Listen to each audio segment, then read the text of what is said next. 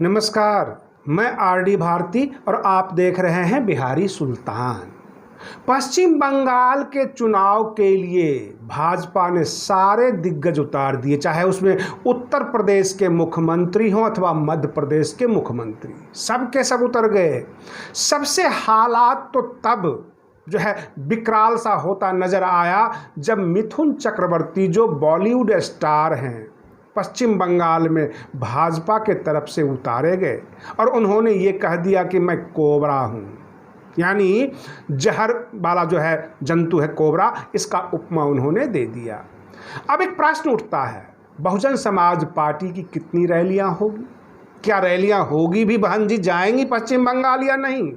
लेकिन उससे पहले मैं आपको बता दूं कि उत्तर प्रदेश में जो लखनऊ के स्थित 15 मार्च को जन्मदिन मनाए जाएंगे मान्यवर काशीराम जी का, और उस जन्मदिन पर जो है पूरे प्रदेश के, उत्तर प्रदेश के 75 जिले से जितने भी जिला अध्यक्ष हैं, सबको ये कहा गया है कि कम से कम अपने साथ में 100 कार्यकर्ता लेकर आएं। रही बात ये कि बहन जी ने जो आदेश दिया है कि जिला अध्यक्ष प्रत्याशियों की सूची जारी करेंगे और सेक्टर प्रभारी उसको फाइनल करेंगे, जो जिला पंचायत चुनाव है उत्तर प्रदेश में उसके लिए, और 15 मार्च को ये सारी चीज़ें फाइनल की जाएगी। एक बहुत बड़ा भव्य आयोजन लखनऊ में करने की पूरी तरह योजना है। बहुजन समाज पार्टी के कार्यकर्ता काफ़ी एक्टिव हैं, परंतु कार्यकर्ता के सवाल भी हैं। उनका कहना यह है कि सारे के सारे बड़े नेता, केंद्रीय मंत्री, सब के सब पश्चिम बंगाल में उतर रहे हैं। एक बहुत बड़ा माहौल बनाया गया है।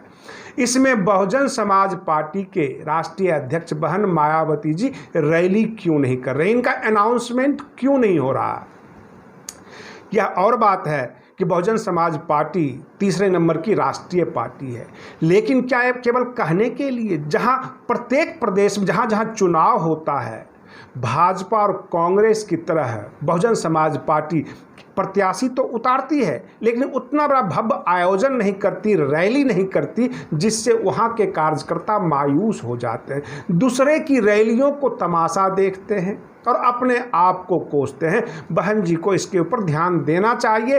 पार्टी हाईकमान इस पर कोई न कोई निर्णय ले कि अन्य राज्यों में जो रैलियाँ होती है, उन रैलियों का इफेक्ट उत्तर प्रदेश भी आता है। अगर आप यह सोचते हैं कि उत्तर प्रदेश में जब तक सत्ता नहीं आएगी हमें मेहनत करना है, तो मेहनत तो कार्यकर्ता करते हैं।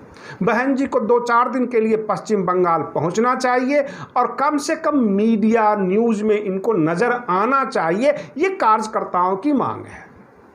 कार्यकर्ता ये कहते हैं, बिहार चुनाव में भी बसपा का उतना रैली नहीं हुआ, बसपा अलग से अपनी पहचान नहीं बना पा रही थी, और पश्चिम बंगाल में भी कैंडिडेट दे देना और वहाँ के कार्यकर्ताओं पे ऊपर छोड़ देना, 2-4 यूपी के जो है कोऑर्डिनेटर भेज देना, यह ठीक नहीं है। बहन जी को मुख्य भूमिका में आना चाहिए।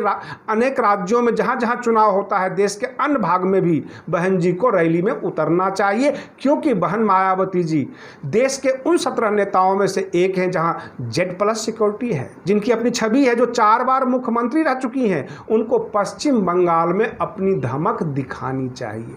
यह और बात है कि उत्तर प्रदेश में बहुजन समाज पार्टी के कार्यकर्ता मेहनत कर रहे हैं। जिला पंचायत चुनाव है, लेकिन मेहनत कार्यकर्ता करते हैं। बड़े नेता जो ऊपर के शीर्ष नेतृत्व हैं, उनको ध्यान देना चाहिए। हर राज्य में भाजपा के भी कार्यकर्ता काम करते हैं, परंतु प्रधानमंत्री, गृह मंत्री, अन्य राज्यों के मुख्यमंत्री सबके सब इंटरेस्ट लेते हैं और इसलिए भाजपा नजर आती है। कांग्रेस भी हर राज्य में जो है अपना रैली करती है, भव्य आयोजन करती है, इसलिए कांग्रेस नजर आती है। बसपा को भी चाहिए अन्य राज्यों के चुनाव में भी उतना ही इंटरेस्ट ले, और टेलीविज़न मीडिया हो अथवा सोशल मीडिया हो, वो सारा प्रभाव उत्तर प्रदेश में पड़ेगा अगर बहन जी पश्चिम बंगाल में के चुनाव में अगर इंटरेस्ट लेती हैं तो।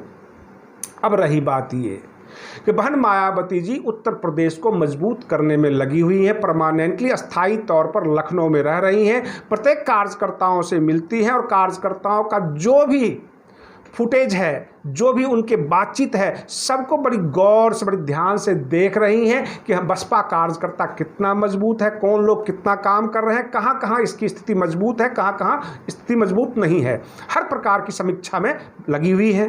उत्तर प्रदेश में सत्ता पाना बहुत जरूरी है बहुजन समाज पार्टी के लिए, लेकिन जब तक अन्य राज्यों में इफेक्ट नहीं दिखेगा, अन्य राज्यों में इनकी धमक नहीं दिखेगी, उत्तर प्रदेश में एक क्षेत्रीय पार्टी के रूप में नजर आएंगे। ऐसा लोगों ने अपना अपना राय दिया। अब मैं आपको बता दूं कि पश्चिम बंगाल में मिथुन चक्रवर्ती को भाजपा में शामिल होने के बाद कई मामले सामने आए।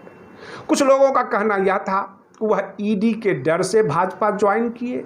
कुछ लोगों का यह कहना है कि जो वो बयान दे रहे हैं, जो उनका भाषण है, वो नक्सली टाइप का लगता है। इस तरह के भी आरोप उनके ऊपर लगाए गए।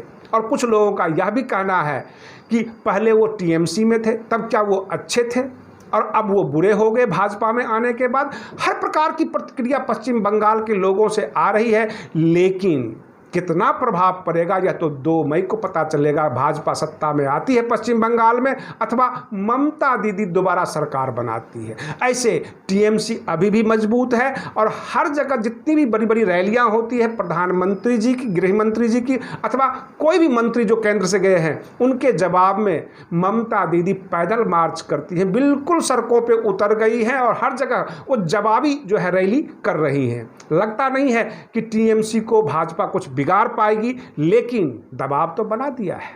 अब देखना यह है कि 2 मई को पश्चिम बंगाल किसका होगा। आप बने रहिए बिहारी सुल्तान चैनल पर। हम फिर मिलते हैं अगले वीडियो में, तब तक के लिए धन्यवाद।